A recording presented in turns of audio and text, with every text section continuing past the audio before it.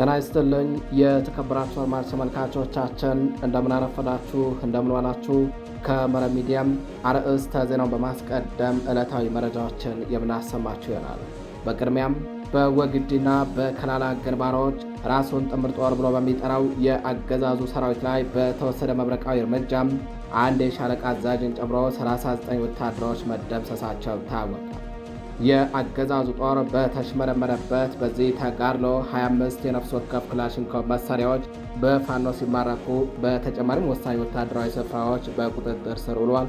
ታደምጡታላችሁ።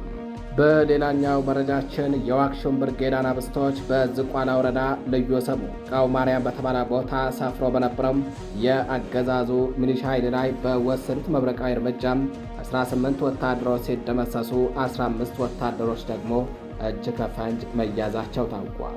በተጋድሎ 27 ክላሽንኮቭ መሳሪያዎችን ጨምሮ ሌሎች ልዩ ልዩ የጦር መሳሪያዎች በፋኖ ቁጥጥር ስር ውለዋል። ታደምጡታላችሁ። በሌላኛው መረጃችን የቴዎድሮስ ዕዝ አርበኞች በወሰዱት ጠንካራ የጸረ ማጥቃትና የደፈጣ እርምጃ የጠላትን አከርካሪ በመስበር ሳንካራ ከተማን በቁጥጥራቸው ስር ማዋላቸው ታውቋል። በዚህ ተጋድሎ በርካታ ወታደሮች ሲደመሰሱ የፋኖ የመከላከልና የመልሶ ማጥቃት ጥበብ ከፍጥነት ጋር ተዳምሮ በገሃድ የታየበት ነው ተብሏል። መረጃውን ተደምጡታላችሁ። በሌላኛው መረጃችን በራያና በአፋር ክልል አዋሳኝ አካባቢዎች ላይ በህወሓትና ራሱን የሐራ መሬት ታጣቂ ብሎ በሚጠራው ቡድን መካከል የሜካናይዝድ ለሜካናይዝድ ውጊያ ሲካሄድ ማደሩ ተሰምቷል። ትላንት ምሽት ጀምሮ በተካሄደው በዚህ የከባድ መሳሪያም ለከባድ መሳሪያ ውጊያ በተለይ በሐራ መሬት ታጣቂዎች ላይ ከፍተኛ ሰብአዊና ቁሳዊ ኪሳራ መድረሱ ተሰምቷል። ተደምጦታላቸው። አድማጭ ተመልካቾቻችን ከመረብ ሚዲያም እነዚህንና ሌሎች የዛሬ ነሐሴ 2 2018 ዓ.ም ዕለታዊ የግንባር መረጃዎችን እንዲሁም ሌሎች የሀገር ውስጥና የውጭ መረጃዎችን አጠናቅረን ይዘን ቀርበናል። አብራችሁን ይቆዩ።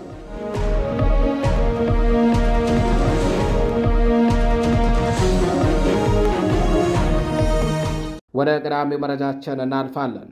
በወግዲና በከላላ ግንባሮች ራሱን ጥምር ጦር ብሎ በሚጠራው የአገዛዙ ሰራዊት ላይ በተወሰደ መብረቃዊ እርምጃም አንድ የሻለቃ አዛዥን ጨምሮ 39 ወታደሮች ሲደመሰሱም 25 የነፍስ ወከፍ መሳሪያዎች በፋኖ ቁጥጥር ስር መዋላቸው ታውቋል።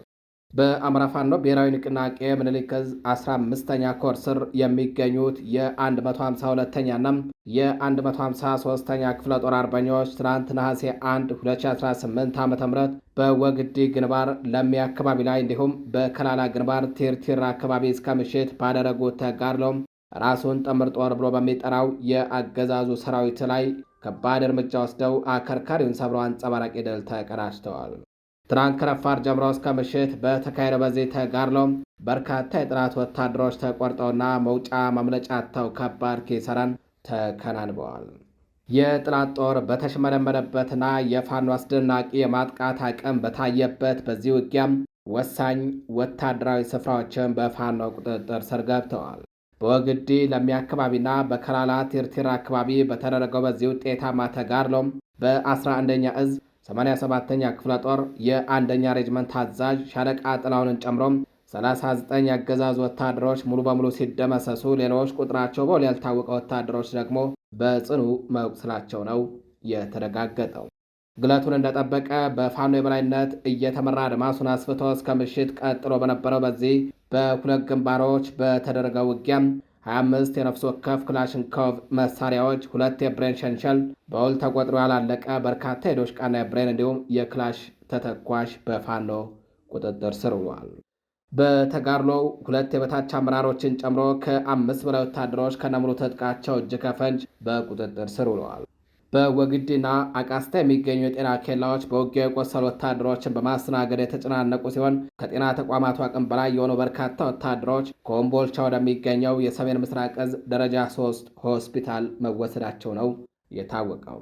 አድማጭ ተመልካቾቻችን በዚያው በወሎ ቤት አማራ ቀጠናም የዋክሹም ብርጌድ አናብስቶች በዝቋላ ወረዳ ልዩ ስሙ ቃው ማርያም በተባለ ቦታ ሰፍሮ በነበረም የአገዛዙ ሚሊሻ ኃይል ላይ በወሰዱት መብረቃዊ እርምጃ 18 ወታደሮች ሲደመሰሱ 15 ወታደሮች ደግሞ እጅ ከፈንጅ የተማረኩ ሲሆን በተጋድሎም 27 ክላሽንኮቭ መሳሪያን ጨምሮ ሌሎች የጦር መሳሪያዎች በፋኖ እጅ ከፈንጅ ተይዘዋል። የአክሱም ብርጌድ አናብስቶች ባደረጉት ውጤታማ ተጋድሎ ነው የጠላት አከርካሪ የተሰበረው። በአማራ ፋኖ ብሔራዊ ንቅናቄ ወሎ ቤተ አማራ ምኒልክ ዕዝ 303ኛ ሳምነው ኮር 19ኛ ክፍለ ጦር ክንፍ የሆኑት የዋግሹም ብርጌድ አርበኞች በዋግምራ ብሔረሰብ አስተዳደር ዞን ዝቋላ ወረዳም ልዩ ስሙ ቃው ማርያም በተባለ ቦታ ሰፍሮ በነበረ የሚሊሻ ኃይል ላይ በወሰዱት መብረቃዊ ጥቃት አከርካሪውን ሰብረው አንጸባራቂ ድል ተቀዳጅተዋል። እስከ ትናንት ነሐሴ 1 2018 ዓ.ም ንጋት ድረስ በተደረገው በዚህ አውደ ውጊያም ጠላት ይዞት የነበረው ምሽግ ሙሉ በሙሉ በመቆጣጠር 18 ያገዛዙ ወታደሮችን በመደምሰስ 15ቱን በመማረክ ነው አርበኞቹ አንጸባራቂ ድል የተቀዳጁትም። በተጋድሎውም 27 ክላሽንኮቭ መሳሪያም፣ 40 ጎራሽ ፎልና አንድ የቡድን መሳሪያ እንዲሁም አንድ የብሬን ቧንቧ በአርበኞቹ እጅ ገብቷል። አድማጭ ተመልካቾቻችን መረጃዎቻችን እንደቀጠሉ ናቸው። ወደ ጎጃም ቀጠና መረጃችን እናልፋለን። የቴዎድሮስ ዕዝ አርበኞች በወሰዱት ጠንካራ የጸረ ማጥቃትና የደፈጣ እርምጃም የጠላትን አከርካሪ በመስበር ሳንከራ ከተማን በቁጥጥራቸው ስር መዋላቸው ታውቋል። በዚህ ተጋድሎ በርካታ ወታደሮች ሲደመሰሱ የፋኖም የመከላከልና የመልሶ ማጥቃት ጥበብ ከፍጥነት ጋር ተዳምሮ በገሃድ የታየበት ነው ተብሏል። የቴዎድሮስ ዕዝ አርበኞች ጠንካራ የጸረ ማጥቃት እርምጃ በመውሰድ ነው የጠላትን አከርካሪ ሰብረው ሳንካራ ከተማን በቁጥጥራቸው ስር ያስገቡትም። ሰሜን አቸፈር ወረዳ ጉራጅ ካን ተብሎ በሚጠራው አካባቢ በከባድ መሳሪያ ሽፋን ታግዞም ውጊያ ከፍቶ የነበረ የጠላት ጦር ላይ በአማራ ፋኖ ብሔራዊ ንቅናቄ ቴዎድሮስ ዕዝ 105ኛ ኮር 55ኛ ክፍለ ጦር ቃኝ ሃሪዎች ከባድ የደፈጣ እርምጃ ወስደው አሽመድምደውታል።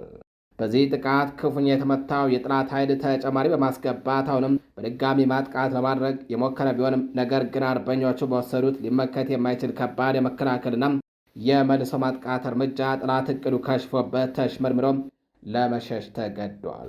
አርበኞቹ የሚሸሸውን ጠላት እግር በእግር እየተከተሉ በመምታት ሳንከራ ከተማን በቁጥጥራቸው ስር አስገብተዋል።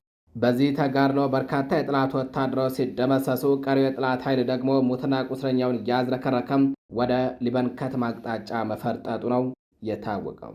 አድማጭ ተመልካቾቻችን ወደ ራያ ግንባር መረጃችን ተመልሰናል።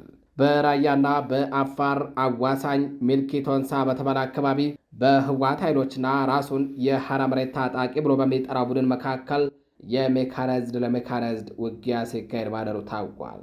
ትላንት ምሽት ጀምሮ በተካሄደው በዚህ የከባድ መሳሪያ ለከባድ መሳሪያ ውጊያም በተለይ በሐራ መሬት ታጣቂዎች ላይ ከፍተኛ የቁሳዊና ሰብአዊ ኪሳራ መድረሱ ተጠቁሟል።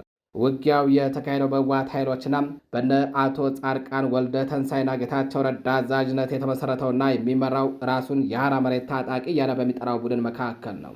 ከሳምንታት በፊት የህወሓት ሰራዊት አርሚ 33ና አርሚ 44 በአዲ ጉደም፣ በደቡብ ወጀራት፣ በኮንካ፣ በጎነቅ፣ በቶንሳ፣ በንፍሮ መጋለ መስመር፣ በአዲ ቀይህ ወደ ግራርሳና ቶንሳ ባለው የሐራ መሬት ታጣቂ ኃይል ላይ የተጠናከረ እርምጃ እንደሚወስዱ የሚያሳዩ ትንኮሳዎችን ሲያደርጉ መቆየታቸው አይዘነጋም። ትናንት ነሐሴ 1 2018 ዓ.ም ከምሽቱ 1 ሰዓት ጀምሮ በራያና በአፋር ክልል አዋሳኝ አካባቢዎች ላይ በከባድ መሳሪያ የታገዘ የተኩስ ልውውጥ ተካሂዷል። በራያና በአፋር ክልል አዋሳኝ አካባቢ ማለትም ሚልኪ ቶንሳ ተብሎ በሚጠራው አካባቢ ላይ ነው ከትናንት ምሽት ጀምሮ በህወሓት ኃይሎችና በሐራ መሬት ታጣቂዎች መካከል የሜካናይዝድ ለሜካናይዝድ ውጊያ ሲካሄድ ያመሻው። በዚህ ውጊያ በተለይም በሐራ መሬት ታጣቂዎች ላይ ከፍተኛ የቁሳዊና የሰብአዊ ጉዳት መድረሱም ተጠቁሟል። አድማጭ ተመልካቾቻችን ወደ ወሎ ቤተ አማራ መረጃችን ዳግም ተመልሰናል። በወሎ ቤተ አማራ ቀጠና ብልጽግና አደራጅቷቸው የነበሩ ዘራፊዎች እጅ ከፈንጅ መያዛቸው ተሰምቷል። በወሎ ቤተ አማራ ቀጠና ደላንታ ወረዳ በብልጽግና ተደራጅተው የህዝብ መገልገያ ተቋማት ላይ ዘረፋ ሲፈጽሙ የነበሩ ዘራፊዎች እጅ ከፈንጅ ተይዘው ተጨማሪ ምርመራ እየተደረገባቸው ይገኛል። ጸረ አማራዊ አብይ አህመድ አገዛዝ በደረሰበት ሽንፈት በርካታ የቀበሌና የወረዳ ከተሞች በፋኖ ቁጥጥር ስር መዋላቸውን ተከትሎም አገዛዙ በለቀቃቸውና እንደሚለቃቸው በሚጠረጥራቸው ከተሞች ዘራፊ ቡድኖችን ማደራጀቱ ተጋልጧል። በደቡብ ወሎ ዞን ደላንታ ወረዳ መቀመጫ በሆነችው ወገል ጤና ከተማ አገዛዙ ተቋማትን እንዲያወድሙ ያደራጃቸው ቡድኖች የህዝብ መገልገያ ተቋማትን እያወደሙና ኮምፒውተሮችንና እንዲሁም ሌሎች ቁሳቁሶችን እየዘረፉ ሲያከማቹ እጅ ከፈንጅ ተይዘዋል። በአማራ ፋኖ ብሔራዊ ንቅናቄ ወሎ ቤተ አማራ ምኒልክ ዕዝ 101ኛ ኮር ባደረገው ክትትልና ከህብረተሰቡ በተገኘ ጥቆማ ሐምሌ 30 2018 ዓ.ም በቁጥጥር ስር ውለዋል። በወንጀለኞቹ ላይ ተጨማሪ ምርመራ እየተደረገባቸው ሲሆን ከዚህም በተጨማሪ አገዛዙ በሰሜን ወሎ ዞን ስር በሚገኙ የወረዳ ከተሞች በርካታ ዘራፊ ቡድኖችን በማሰማራቱ ህዝቡ ተደራጅቶ ራሱንና እንዲሁም ተቋማቱን በንቃት እንዲጠብቅ ማሳሰቢያ ተላልፈዋል። ለዚህ ማሳያ የሚሆነው በሰሜን ወሎ ዞን መቀመጫ በሆነችው የወልዲያ ከተማ በምኒልክ ዕዝ 101ኛ ኮር ስም በህዝቡ ላይ በርካታ ዘረፋዎች የተፈጸሙ ሲሆን በመሆኑ በኮሩ ስም እየተጠቀሙ ዘረፋዎችን የሚፈጽሙ አካሎችን ተከታትለን እስከምንይዛቸው ድረስ ህዝባችን ራሱን ከአጭበርባሪዎች እንዲጠብቅ ሲል 101ኛ ኮር በሚዲያና ኮሚኒኬሽን ክፍሉ ባወጣው መረጃም አሳስበዋል። አድማጭ ተመልካቾቻችን በዚያው በወሎ ቤተ አማራ መረጃችን በምኒልክ ዕዝ 102ኛ ኮር የህክምና ቡድን ሰልጣኞችን በደማቅ ሁኔታ ማስመረቁን አስታውቋል። ትናንት ነሐሴ 1 2018 ዓ.ም በምኒልክ ዕዝ 102ኛ ኮር ለተከታታይ ወራት ከክፍለ ጦሮች የተወጣጡ የመጀመሪያ ረዳት ባለሙያዎችን በሰሜን ወሎ ዞን ራያ ቆቦ ወረዳ ከፍተኛ አመራሮች በተገኙበት በደማቅ ሁኔታ አስመርቀዋል። በጀብደኛው ምኒልክ ዕዝ 102ኛ ኮር ከዚህ በፊት በሁሉም ክፍለ ጦሮች ብቁ የሆኑ የህክምና ባለሙያዎችን በማሰልጠን ከፍተኛ የሆነ የህክምና ወጪን በመቀነስና የሰራዊቱን የጀርባ ደጀን በማጠናከር ተስፋ የተጣለበት ውጤታማ ድል እያገኘ ይገኛል። በአገዛዙ ካድሬዎች አማካኝነት የአማራ ህጻናትና አዛውንቶች የህክምና አገልግሎት እንዳያገኙም የተለያዩ ፖለቲካዊ ስያሜ በመስጠትና የዓለም አቀፍ መርህ በመጣስ ህክምና ለፖለቲካ ፍጆታ በማዋል በተለያዩ አካባቢዎች የህክምና እጥረት እንዲፈጠር ተደርጓል። 102ኛ ኮር የህክምና ቡድን ከወታደራዊ ግዳጅ ጎን ለጎን በተቆጣጠራቸው አካባቢዎች ከሰራዊቱ አልፎ ለአማራ ህዝብ የህክምና አገልግሎት መስጠት የሚችል የህክምና ኃይል እያፈራ ይገኛል። በዚህ ታሪካዊ የምረቃት መርሃ ግብር ላይ የእዙ የህክምና ማዕከል ዳይሬክተር አርበኛ ዶክተር ተስፋ የታደሰም 102ኛ ኮር ምክትል ህክምና ኃላፊ አርበኛ ሞገስ ቢረስ እንዲሁም 102ኛ ኮር ሎጂስቲክና አስተዳደር ኃላፊዎች በቦታው ተገኝተዋል። አድማጭ ተመልካቾቻችን መረጃዎቻችን እንደቀጠሉ ናቸው። በታሪካዊው ካራምሽግ ስም ካራምሽግ ብርጌድ የአርበኞች ጦር ተመሰረተ። በአማራ ፋኖ ብሔራዊ ንቅናቄ ሸዋ ጠቅላይ ግዛት አሳምነው ዕዝ በአጼ አምደ ጽዮን ኮር ስር የአጼ ዳዊት ክፍለ ጦር በሚንቀሳቀስበት ቀጠናም ካራምሽግ ብርጌድ የአርበኞች ጦር ሰራዊት መመስረቱን የአጼ አምደ ጽዮን ኮር ሚዲያና ኮሚኒኬሽን አስታውቋል። በሸዋ ጠቅላይ ግዛት መራቤቴ አውራጃ ሬማ ክላስተር በተካሄደ በዚህ ምስረታ ስነ ስርዓት ላይ የአማራ ፋኖ ብሔራዊ ንቅናቄ ሸዋ ጠቅላይ ግዛት አሳምነው ዕዝ ከፍተኛ አመራሮች፣ የአጼ ዳዊት ክፍለ ጦር አመራሮች፣ የክላስተርና የቀበሌ አመራሮች እንዲሁም ጥሪ የተደረገላቸው ልዩ ልዩ ተጋባዥ እንግዶች በተገኙበት ነው መድረኩ የተካሄደው። በዚሁ የምስረታ መድረክ ላይ የሰራዊቱን የውስጥ አደረጃጀት፣ ወቅታዊ ቀጠናዊ ጂኦፖለቲካዊ ሁኔታዎችን፣ የሰራዊቱን የስነ ልቦና ዝግጅት እንዲሁም የወደፊት የትግል አቅጣጫዎችን አስመልክተው በየደረጃው ከሚገኙ አመራሮች ሰፊ ምክረ ሀሳቦች ተነስተው የጋራ ውይይት ተደርጎባቸዋል። ውይይቱን ተከትሎ አዲስ የተመሰረተው የካራምሽግ ብርጌድ በተሟላ አደረጃጀት ወደ ስምሪት መግባቱን ኮሩ አስታውቋል። ለብርጌዱ የኮማንድ አመራሮችም ተመርጦ መርሃ ግብሩ በነባሩ ቱባ ባህል ኪነትና ልዩ ልዩ አዝናኝ ጽሑፎች ሊጠናቀቅ ችሏል። በመጨረሻም የተሰየሙት አመራሮች ህዝቡንና አካባቢያቸውን በቅንነት፣ በታማኝነት፣ በፍትሐዊነትና በጽናት ለማገልገል በህዝቡ ፊት ቃለ መሐላ ፈጽመዋል። ዳግም ወደ ወሎ ቤተ አማራ መረጃችን እናልፋለን። 45ኛ መብረቅ ክፍለ ጦር በተቆጣጠረው ቀጠና ህዝባዊ ውይይት ማካሄዱን አስታወቀ።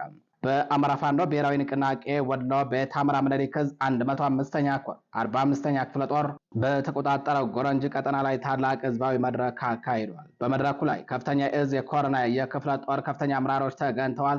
በመድረኩ ላይ መክፈቻ ንግግር ያደረጉት አርበኛ ንጉሴ አሚድ ጎረንጅ ከተማ በጠላት እጅ ከ6 ወር በላይ ተይዛ ስቆይ የአገዛዙ ወንበር አስጠባቂ ሰራዊት በማህበረሰቡ ላይ ሰብአዊ፣ ኢኮኖሚያዊ እንዲሁም ማህበራዊ ጉዳዮች ላይ አሉታዊ ተጽዕኖ ሲያሳድር መቆየቱን አውስተዋል።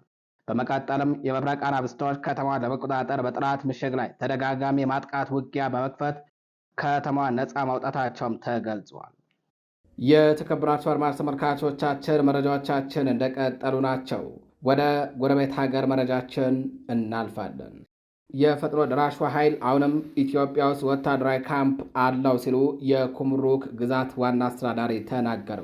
የኩምሩክ ገዢ አብደልሃቲ ሙሐመድ አልፋቂ የአካባቢው ነዋሪዎች ቀስ በቀስ መመለስ እንደጀመሩም አስታውቀዋል። ይህም በሰሜናዊ ኩምሩክ ውስጥ በሚገኙ 2 አስተዳደሮች ውስጥ መረጋጋት እየተፈጠረ መሆኑን የሚያሳይ ነው ተብሏል። አልፋቂ ከሱዳን ሆራይዘን ጋር በተለይ ባደረጉት ቃለ ምልልስ አካባቢው በፈጥኖ ድራሽ ኃይል ወይንም ፈጥኖ ድራሽ ኃይሉ እጅ በነበረበት ወቅት የደረሰውን ጉዳት ለማወቅ አጠቃላይ ግምገማ እየተደረገ መሆኑን አስታውቀዋል። ወሳኝ የሆኑ የህዝብ አገልግሎት መስጫ ተቋማት ከፍተኛ ጉዳት እንደደረሰባቸው ገልጸዋል። በከተማው ውስጥ የተበተኑ ያልፈነዱ ቦምቦች፣ አደገኛ ዕቃዎችና ሌሎች የጦር ቅሪቶች በብዛት መኖራቸውን ጠቅሰውም እነዚህን የማጽዳት ስራዎች በመከናወን ላይ እንደሚገኝ አስረድተዋል። በከተማው የተቀበሩ ፈንጂዎች ለማህበረሰቡ ትልቅ ስጋት መሆናቸውን ያስታወቁት ገዢውም የተፈናቀሉ ነዋሪዎችን ሙሉ በሙሉ ለመመለስ የሚቻለው ይህ የማጽዳት ስራው በቴክኒክ ኮሚቴዎች ከተረጋገጠ በኋላ እንደሚሆን ገልጸዋል። የጤናና የውሃ መሠረተ ልማቶችን ጨምሮ ከፍተኛ ጉዳት መድረሱን የጠቀሱት ገዢውም በማጠቃለያቸውም ይህም ሆኖ ፈጥኖ ድራሽ ኃይሉ አሁንም ኢትዮጵያ ውስጥ ወታደራዊ ካምፕ አለው በማለት መናገራቸውን ጋዜጣው ዘግቧል። አድማጭ ተመልካቾቻችን ለዛሬ ነሐሴ 2 2018 ዓ.ም ከመረብ ሚዲያ ይዘናቸው የነበሩት የግንባር መረጃዎቻችንና ሌሎች የሀገር ውስጥና የጎረቤት ሀገር መረጃዎቻችን እነዚህን ይመስላሉ። በሌሎች አዳዲስ መረጃዎች እስከምንገናኝ ቸር ቆዩ።